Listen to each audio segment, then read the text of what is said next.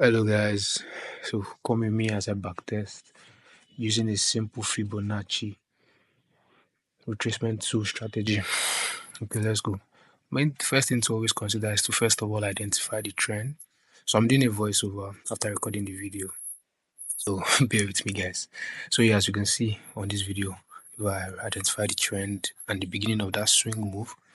So we go get our Fibonacci.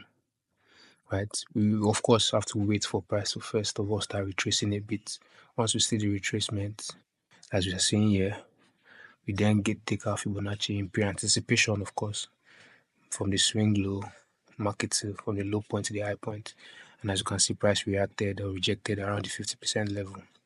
And then we put our buy option, right? And I also set my targets either at the previous highs or at the extension. I always just monitor price action to see. And this is like a risk reward of 1:5. And we took the trade, right? And see what happens, right? And it went, right? So when I on average this trade, I held this trade for about 9 candles. Yeah, that's about 36 hours because I'm also using the swing approach, right?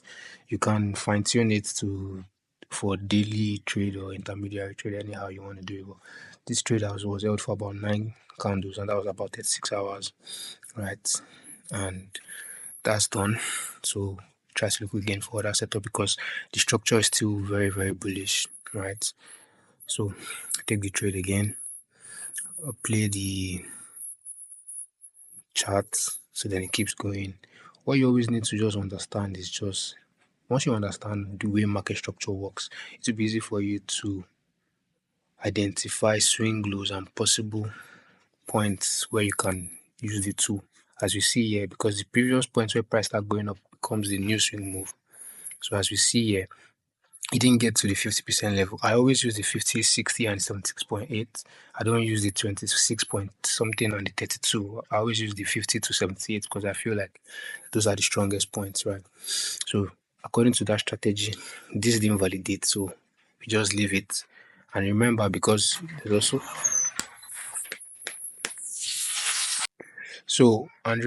because that didn't validate, so we just have to keep that. But that will also be the new swing point for our next new swing move, right? So we anticipate again, then we mark that level and anticipate it by, and as you can see, it reacted around the 50% level.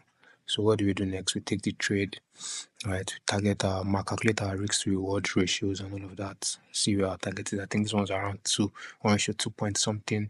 So if I extend it to the fee, it gets to 3 point something. So what next? We take the trade. And I remember taking a loss on this trade actually because it was a day before CPI. And that just goes to show that no strategy is 100% right. But you always need to get good accuracy and good risk to reward to cover up for the inefficiencies. So we took a loss on this trade. But then what happened? We got another re-entry after CPI.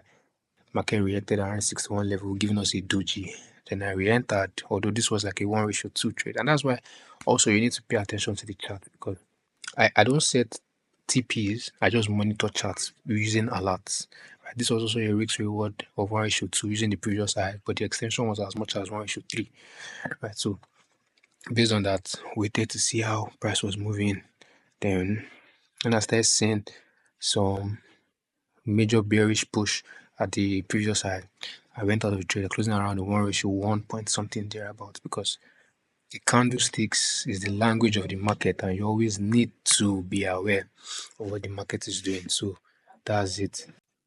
Yeah, so I closed out on that trade. So around, I think 1:1.5. So if we were going to accumulate all of those results together, I would see that we took about 3 trades, right? And we had 2 wins and 1 loss. Right, but the average time of holding the trades span from 6 to about 9 candles. So within a day, 2 days, your trades is gone, right? So 2 winning trades, 1 loss, and still at a risk to reward of about 1:7-ish. So minus the loss gives us about 1:6, right? So if you're applying proper risk management and fixed risk, you'll be able to get consistent results. So yeah, that'll be all for today. And follow for more for content like this.